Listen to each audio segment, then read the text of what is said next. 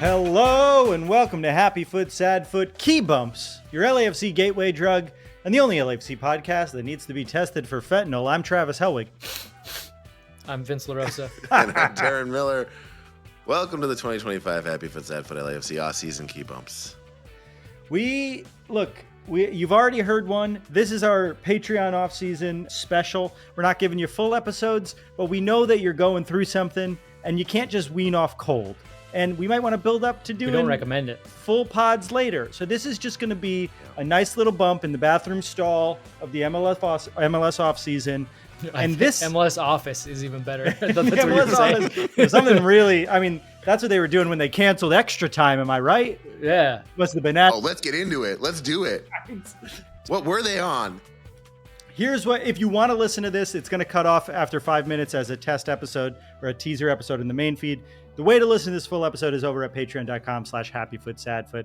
$5 a month is all that costs. And you get to help us out, keep making this. And we love you for it. And you get access to a Discord and merch and a bunch of cool stuff.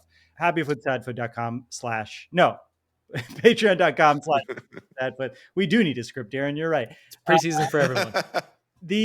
So this It's way cheaper than real drugs. We've talked about this a little bit, and then I think this is a good one for us to do as a key bump.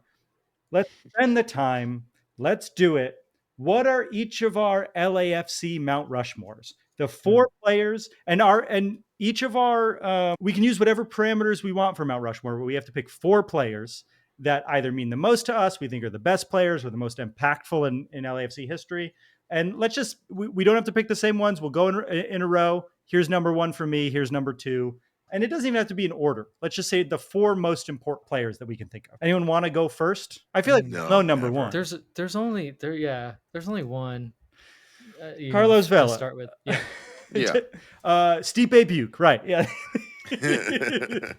Okay. So there's three players plus Carlos Vela. Anyone want to go first for player number two?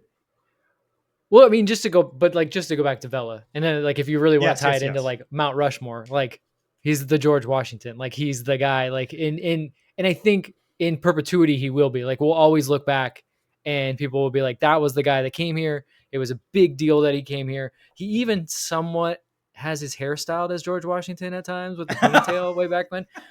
So one with a bullet like Carlos Vela is, he's LAFC.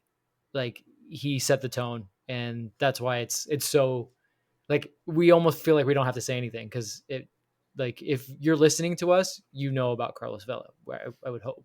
If you were a new fan of LAFC this past season, that's the only time in LAFC history would you be like, why Carlos Vela?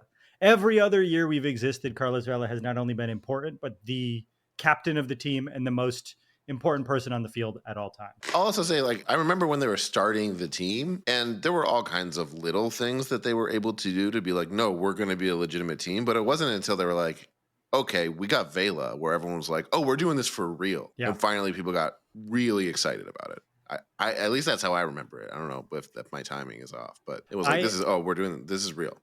I remember that's when I bought my jersey. Was when Vela was announced, right? Mm-hmm. I was like, oh, I know what's going to be on the back of my jersey. It's Vela. And I'm so sorry to the people who got Horta jerseys or Simon jerseys. Didn't mean this. Although having a Simon jersey is kind of cool. Simon. I miss Simon actively. Yeah, they don't mind that as much. Horta's a tough one. Horta's a tough jersey to get. All right, number two. Does anyone have a person that they know for sure would go number two? Yeah. Because I'm full into this actual full Mount Rushmore thing. So I'm gonna keep aligning mine with the people that are on Mount Rushmore. So Thomas Jefferson would be next in line. And I'm thinking of this person as more of a cerebral person, someone who really had a bit of calmness and a bit of charisma in the way that he carried himself, in the way that he spoke about the game. And to stay with the hair, kind of had hair like Thomas Jefferson at times, Ilya Sanchez. I think in the way that LAFC was when he arrived, it really was a moment where it was are we just going to be a team that kind of wasted what momentum we had? It was a really tough season, obviously, to miss the playoffs. It was a weird season, obviously, with everything going on with COVID, but he showed up here and really just seamlessly became a part of the club, the city, the fan base. And then when he played in a way that I don't think we really had a player, because we usually had kind of, very ball hungry, like forward thinking midfielders, where he was like, I'm here to balance the team and make sure that everything is safe. And then if we can go forward, we go forward. If we have to hold on to the ball, we hold on to the ball. So he just had a very cerebral way in which he played the game. And I think a lot of people enjoyed that for the time that he was here. And, we're sad that he's gone. Yeah. And you didn't mention that he won MLS Cup. I didn't think I had to. He made the smart choice. I think he's the only LAFC player just like the feature in a Louisiana national purchase. TV ad. Teddy Roosevelt does not deserve to be on Mount Rushmore. Like when that's going to be a tough one. I got to figure out that one actually. it is like Teddy Roosevelt he had been president like pretty soon. He was like president pretty recently when they made Mount Rushmore, and it was just a guy who was like Teddy Roosevelt's friend who made Mount Rushmore. And so he just put his friend with the 3 greatest presidents. And I really do think it changed history.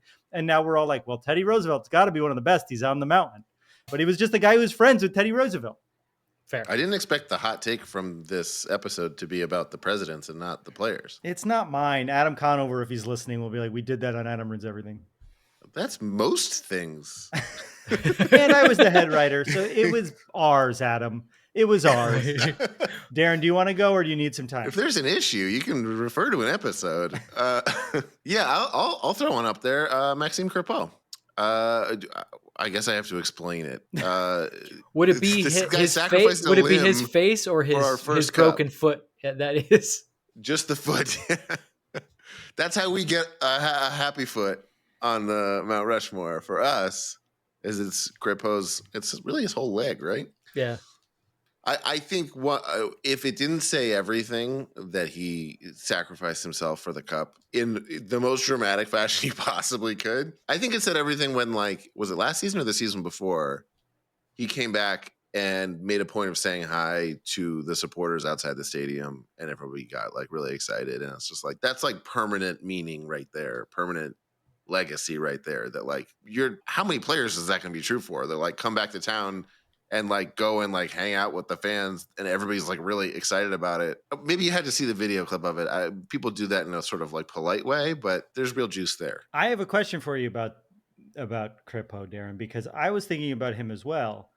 But do you think he would be on your Mount Rushmore if John McCarthy didn't stop all those penalty kicks? Let's say the backup didn't make those incredible saves. Would Crepeau's sacrifice mean the same thing to you? Do you have to put McCarthy up there as well if you're putting Maxime Crepeau? Oops. You've made it to a dead end. That means you're not a Patreon subscriber. And if you'd like to watch the whole episode or listen to the whole episode, you can just by becoming a friend of the foot at patreon.com/happyfootsadfoot. And I want all of you to know that Darren just came up with that oops, you made it to a dead end thing on the top of his head. I had no idea he was going to do that. And it was pretty good. It's much better than the edit that we just recorded where I did it, and we're going to use this one. You ruined the illusion again, Travis. 2 for 2. Well, they won't know that I ruined it 2 for 2 because this is the only one that they will ever hear. Well, I guess that makes me 1 for 1. Patreon.com/happyfootsadfoot if you want to, whatever. We can end it wherever. Okay. We can end it wherever is definitely going in the final cut of this.